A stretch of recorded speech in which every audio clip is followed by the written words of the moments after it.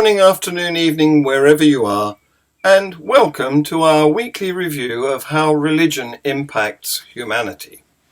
This week's headlines. The Taliban has threatened to resume hostilities against foreign troops in Afghanistan since they did not meet the May the 1st withdrawal deadline. The Pope is urged to apologise after a mass grave of indigenous children is found in Canada. A 13-year-old Christian girl abducted by a Muslim man was returned back to her abductor, leaving her poor parents crying for help. British-born former Islamic extremist reports his parents to the police for radicalising him as a child. Boris Johnson, who was baptised Catholic, cannot defect from the church and was never really married twice before. This enabled his marriage in Westminster Cathedral. Chick-fil-A's profits are being used to push anti-trans state laws and kill the Equality Act. Iran's presidential election this month. 4 ways in which it matters. Pro-Trump Christian pastor Rick Wiles has COVID. In March, when the group vowed to restore Islamic rule, the Taliban said it would be compelled to continue its jihad and armed struggle against foreign forces to liberate its country if the agreed deadline of May the 1st was not met. The armed group's threat followed comments by President Biden, who recently said it would be hard to withdraw the last US troops by the deadline, which was agreed in Washington last year. The Taliban said it was committed to the agreement, which it termed the most sensible and shortest path to end the conflict. Responsibility for its prolongation will be on the shoulders of those who committed this violation, the statement said. It's not my intention to stay there for a long time, Biden said. We will leave. The question is when we leave. When asked if US troops will still be in Afghanistan next year, he said, I can't picture that being the case. On the 2nd of June, US Central Command said that an estimated 30 to 44% of American troops have been withdrawn from Afghanistan. Violence continues to plague the Asian country, including a recent rise in killings of journalists, aid workers, and government employees. Now, from our Canadian correspondent. This is David Rand reporting from Canada. In an echo of the recent horrendous discovery of a cesspit full of children's bones in a former Catholic children's home in Ireland, the Pope is urged to apologise for preliminary findings from a survey of the grounds at the former Kamloops Indian Residential School in British Columbia. The remains of 215 children are buried at the site. To our knowledge, these missing children are undocumented deaths, Chief Roseanne Casimir said in a statement. Some were as young as 3 years old. We sought out a way to confirm that, knowing out of deepest respect and love for those lost children and their families, we understand that the school is the final resting place of these children. The Kamloops Indian Residential School was in operation from 1890 to 1969, when the federal government took over administration from the Catholic Church to operate it as a residence for a day school until closing out in 1978. Up to 500 students would have been registered at the school, according to the National Centre for Truth and Reconciliation, or NCTR. Those children would have come from First Nations communities across BC and beyond. Pakistan, in green on this map, provides us with yet another horror story. ਤੁਹਾਡੇ ਕੋਲ ਇਹ ਗੱਲ ਪੁੱਛੀ ਬੱਚੀ ਦੀ ਉਮਰ ਦੀ 13.5 ਸਾਲ ਦੀ ਸੀ ਤੇ ਤੁਸੀਂ ਤਾਂ ਬੰਦੇ ਤੇ ਤਬਾਹ ਕਰ ਲਿਆ ਤੁਸੀਂ ਕਿ ਉਹ ਬੱਚੀ ਨੂੰ ਕੀ ਨਹੀਂ ਕੀਤਾ ਵੀ ਜਦੋਂ ਗੈਰ ਮਦਦ ਦਾ ਬੰਦਾ ਨਾਲ ਲੈ ਕੇ ਆਇਆ ਤੁਸੀਂ ਕਿਸਾ ਤੁਸੀਂ ਮੈਂ ਚਾਰ ਬੱਚੀਆਂ ਨੇ ਥੋੜੇ ਜਿਹੇ ਮੈਨੂੰ ਨਾਲ ਦਿੱਤਾ ਮੇਰੇ ਚਾਰ ਬੱਚੀਆਂ ਹੋਣੀ ਉਸ ਨਾਲ ਕੀ ਹੈ ਪਨੀਰੀ ਬੱਚੀ ਮੇਰੀ ਤੁਸੀਂ ਕਹਿੰਦੇ ਤਾਂ ਮੇਰਾ ਭਰਾ ਬੱਚਾ ਕੰਮ ਨਹੀਂ ਹੋਏਗਾ ਤੇ ਮੈਂ ਫਿਰ ਤੇ ਮੈਂ ਰਾਤ ਨੂੰ ਆਪਣੀਆਂ ਬੱਚੀਆਂ ਨੂੰ ਮੇਰਾ ਬੱਚੀ ਨੂੰ ਆਤੀ ਸੁਬਹ ਜਾਤੇ ਜਾਂ ਕਰਦੀ ਸੀ ਸ਼ਾਮੀ ਆਉਂਦੀ ਸੀ 5 ਵਜੇ ਡਿਸਟ੍ਰੀਬਿਊਸ਼ਨ ਦਾ ਕੰਮ ਕਰ ਸੀ ਪਾਰਲਰ ਦਾ ਕੰਮ ਸੀ ਜੀ ਤੇ ਅਸੀਂ ਸੀ ਨੇ ਤੇ ਬਾਕੀ ਕਹਿੰਦੇ ਨਾਲ ਜਾਂਦੀ ਵੀ ਬੱਚੀ ਦਾ ਹੋਇਆ ਜਿਹੜਾ ਤੂੰ ਸਾਡਾ ਸਹੀ ਸੀ ਤੇ ਬੱਚੀ ਨੂੰ ਮੈਂ ਇਹ ਕਿਹਾ ਕਿ ਬੇਟਾ ਤੁਸੀਂ ਰੋਟੀ ਤੇ ਨਹੀਂ ਜਾਣਾ ਉਹਦੇ ਨਾਲ ਮੈਂ ਕਿਹਾ ਮੈਂ ਨਹੀਂ ਕਰਨਾ ਮੇਰੇ ਬਾਰੇ ਨਹੀਂ ਕਿ ਤੂੰ 8 ਵਜੇ ਆਏ ਤੇ ਮੈਂ ਬੇਟਾ ਤੇ ਨਹੀਂ ਭੇਜਣਾ ਹੈ ਮੈਂ ਕਿਹਾ ਜੋ ਮਰਜ਼ੀ ਹੋ ਜਾਏ ਮੇਰੀ ਬਰਦਾਸ਼ਤ ਤੋਂ ਬਾਹਰ ਹੈ ਤੂੰ ਸਾਰਾ ਕੁਝ ਰਹਿਣਾ ਸੀ ਮੈਂ ਤੈਨੂੰ ਭੇਜਣਾ ਸਾਡੇ ਬਾਰੇ ਚ ਕੋਈ ਗੱਲ ਨਹੀਂ ਹੈ ਐਸੀ ਤੇ ਜਿਹੜਾ ਬਾਕੀ ਕਿਹਨੇ ਬੱਚੀ ਨੂੰ ਗਾਈਡ ਕੀਤਾ ਹੈ ਇਹਦੇ ਆਪਣਾ 4 ਬੱਚੀਆਂ ਨੇ ਤੇ ਇੱਕ ਬੇਟਾ ਹੈਗਾ ਹਾਂਜੀ ਇੱਕ ਬੇਟਾ ਹੈ 4 ਬੱਚੀਆਂ ਨੇ ਆਪ ਜੀ ਤੇ ਭਾਈ ਇਸ ਤੋਂ ਮੈਨੂੰ ਬੜਾ ਸਮਝਾਇਆ ਸੀ ਕਿ ਕਹਿੰਦਾ ਮੈਨੂੰ ਥੱਲੇ ਪਾ ਕੇ ਨਾ ਹੱਥ ਜੋੜ ਕੇ ਨੇ ਸੁਣਾ ਮੇਰੇ ਤੇਰੇ ਕੋ ਬੱਚੀ ਨੇ ਤੈਨੂੰ ਪਤਾ ਹੈ ਤੂੰ ਮੇਰਾ ਭਰਾ ਦਾ ਕੰਮ ਤੇ ਛੁਪਾ ਅੰਦਰ ਨਾ ਸਭ तेरी मेहरबानी मेरे बच्चे ने मैंने वीकनेस दिया है यादा मेरी बड़ी होना चाहिए है पास में जो बच्चे है जी ब्रदर की कहना चाहेंगे मेरी बेटी बच्चे चाहिए पास ना दादा मेरी बच्ची ने मेरी बच्ची ने मेरे बड़ा रोल चला जो बच्ची है मेरी बच्ची की चाहिए बस मैं बहुत परेशान हूँ मेरे बच्ची को सेवा नहीं करूँगा मैं ना बोलने ना वाह की I told you not to जहाँ तक अमल दरामद का ताल्लुक है साहब जैसा कि आप देखते हैं कि इस पर कानून तो बनने ही नहीं दिया था पहली तो बात ये इसके ऊपर जो लेजिस्लेशन है वो होने ही नहीं देगा अब जो एग्जिस्टिंग लॉज हैं उनकी अगर बात की है तो उसकी इम्प्लीमेंटेशन जब नहीं है. A former Islamic extremist has lodged a complaint with the Metropolitan Police accusing his parents of radicalising him as a child. The 29-year-old's case could lead to the first prosecution of its kind in the UK, but experts fear that current legislation may not allow charges to be brought. The man, who is British-born of Pakistani origin, alleges his parents began radicalising him from the age of 5, after falling under the influence of a fundamentalist branch of Islam known as Salafism. They taught me to hate this country and the West, and not make friends with non-Muslims, he said. They told me there is a war going on with Islam, and I have to train and be ready to fight this country. The would-be terrorist said his siblings were similarly radicalised while growing up on a London council estate. He has had no contact with his family for more than 5 years. He also alleges that he attended study sessions led by Al-Qaeda preacher Anwar al-Awlaki, who was killed in a drone strike in Yemen. The former radical also claims to have suffered physical and mental abuse at the hands of his parents. He made a complaint to police 2 weeks ago and has since been interviewed by counter-terrorism officers. He will soon be moved to a safe house before his parents are interviewed under caution. While legislation allows for parents to be prosecuted for abusing their children, legal experts fear there is no law that makes it a criminal offence for parents to radicalise their offspring.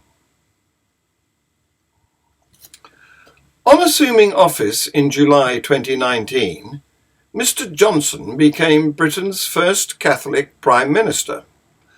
The first 2 marriages of Britain's Prime Minister were not seen as valid by the Catholic Church. So he was allowed to marry Carrie Symonds, who is also Catholic, in Westminster Cathedral on Saturday. The Archdiocese of Westminster said that While they did not comment on specific situations, in general terms, a baptised Catholic who has contracted a marriage recognised in civil law but without observing the requirements of Catholic canon law is not recognised as validly married in the eyes of the Catholic Church. Mr. Johnson and his wife are both parishioners of the Westminster Cathedral parish and baptised Catholics, an archdiocese spokesperson said. All necessary steps were taken in both church and civil law, and all formalities completed before the wedding. Mr. Johnson had been married twice before, with his first marriage annulled and the second ending in divorce. Neither marriage took place in a Catholic setting. Miss Simmons is a practicing Catholic, and their son Wilfred, born in April 2020, was baptised in the Catholic Church. Mr. Johnson's mother, Charlotte Fawcett, is Catholic and had him baptised into that denomination as a child. However, as a teenager while attending Eton, Mr. Johnson was confirmed as a member of the Church of England. The Archdiocese spokesperson pointed out that, according to the Catholic Church's canon law, and despite Mr. Johnson's reception of Church of England confirmation at school, he remained a Catholic, as it is not possible to formally defect from the Church, and this was underlined in a decree by Pope Benedict XVI in 2009. A new report from the Daily Beast exposes an operation being run through the National Christian Charitable Foundation, the NCF, which is the 6th largest charity in the US. The group's donors include some of the wealthiest social conservatives in the country, like Chick-fil-A CEO and Chairman Dan Cathy, former Secretary of Education Betsy DeVos's Family Foundation, Hobby Lobby, and the Anschuch family. Chick-fil-A has been assuring customers for nearly a decade that it has stopped donating to anti-LGBTQ causes, only to be caught out doing so time and time again. Now, the fast food chain's billionaire co-owner is using the company's profits to fund hate groups that are passing anti-transgender bills all over the country, and a campaign to stop the Equality Act from becoming law. NCF is a donor-advised fund, which means that donors can suggest how the money should be used, although they are not legally allowed to tell the organisation what to do with their donations. The NCF group has given grants to 63,000 non-profits since it was founded decades ago, including Heritage Foundation, which is one of the biggest groups trying to stop the Equality Act from passing. They certainly sell it to donors as, "We do what you want with this money," said a tax analyst familiar with NCF's filings. There are also supporting organisations that are run by NCF staffers. There are more than a dozen people on the far-right Heritage Foundation's board that have supporting organisations that funnel cash to NCF. NCF co-founder Terry Parker is the director or treasurer of several organisations with names like Christian Heritage Foundation of Steamboat Springs, which, the analyst said, are funding things including advocating for the forced sterilisation of transgender people in Europe. Iranians are having an election to choose a new president later this month. And it's a pivotal time for the country, both at home and abroad. Much has changed in the 4 years since the last election, and there are key reasons why this one will be closely watched. Since the last presidential election in 2017, a series of events has drastically changed the Iranian political landscape. They include deadly crackdowns on anti-government protests, arrests of political and social activists, executions of political prisoners, the shooting down of a Ukrainian airliner by Iran's Islamic Revolution Guards, and a severe economic crisis as the result of US sanctions. The repercussions among ordinary Iranians are having a significant impact on the upcoming election. Perhaps the most substantial blow to Iran's rulers would be low voter turnout, as dissatisfaction among the electorate is at its peak. Although it's widely believed that Iranian elections are by no means free and fair, mainly due to the vetting of candidates by a hardline body known as the Guardian Council, Iran's leaders still need high turnout to prove the legitimacy of the political system. It is this legitimacy that has been seriously challenged by the events of the past 4 years. However, polls by the government-aligned Iranian Students' Polling Agency show a 7% drop in expected turnout to just 36% since the list of candidates was announced on the 25th of May, while the hashtag #NoWayIVote is now a trend on Persian social media. In previous elections, low voter turnout has usually given the upper hand to the hardliners and conservatives. Since 1997, presidential elections have been polarized, with contenders belonging to hardline and reformist centrist factions, but a recent directive by the Guardian Council practically barred most reformist or centrist candidates from standing this year. Out of tens of prominent political figures who registered, only 7 were approved by the council. Just 2 of the 7 are reformist centrist candidates, and both are considered low profile. Iran's judiciary chief, Ebrahim Raisi, who was the runner-up in the 2017 election, is the best-known contender, and according to some state polls, he is the favourite candidate among the hardliners.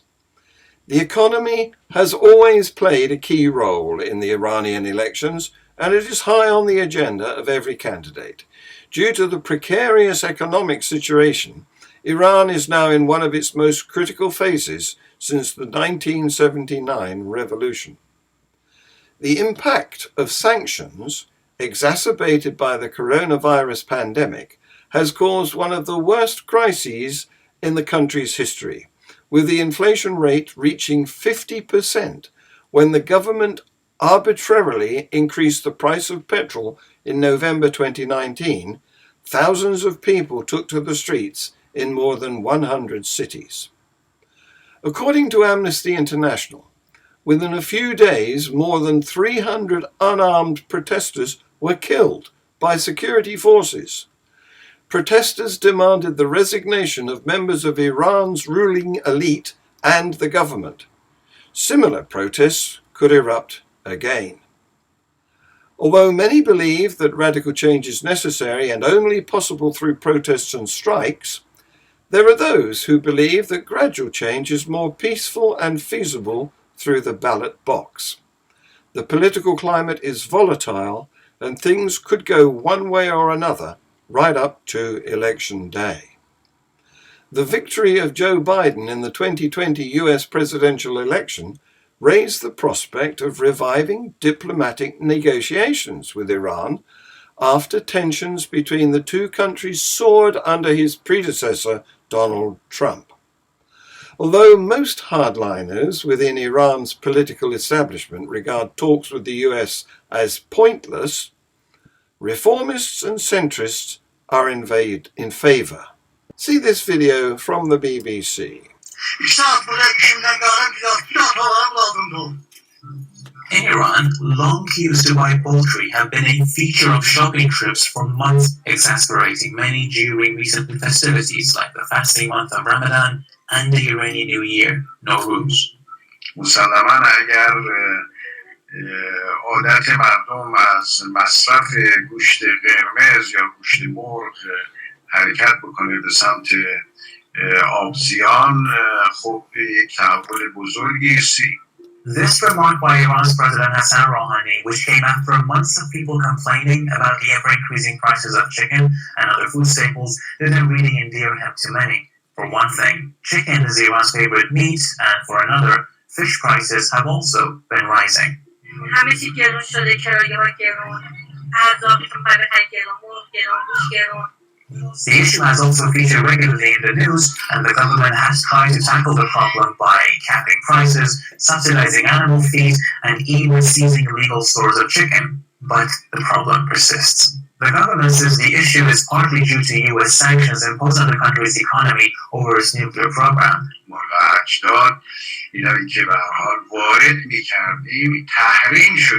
Sanctions have certainly devalued Iran's currency and made it more expensive to import animal feed or fresh supplies of chicken. The government urgently wants the sanctions lifted due to their broader impact on the economy. However, hardline conservatives who oppose President Rouhani's government have used the issue to criticize him for negotiating with the West in the first place. They also say sanctions are just an excuse for his government's poor running of the economy. اون کسی که مسئولیت در ارتباط با این موضوع داره دولته که در هیچ کدام از اینا پاسخگو نیست. Sanctions have certainly exacerbated problems in Iran, but they are not solely responsible. Iran's been suffering from years of mismanagement, and sanctions have made a bad situation significantly worse. In regard to the chicken shortage, some farmers have complained about middlemen profiteering, unfair access to subsidized animal feed, and even corruption. Talks are underway to try to restore the beleaguered nuclear deal and remove sanctions. But these cues over chicken show that even if they are lifted, Iran's economic problems will be far from over. Thanks to the BBC. Finally, pro-Trump Christian pastor Rick Wiles, who called COVID vaccines global genocide and said a lot of stupid people will be killed off by the vaccine, has COVID. And now his church have issued an urgent request for prayers. Stay tuned on this channel for the live show Free Thought Hour with Pastafarian street preacher Mitch from Denver, starting in about 10 minutes. We will be back with our weekly news review on all our platforms at the same time next week. Please like, subscribe, share, comment, set the notifications, etc. Thank you for watching.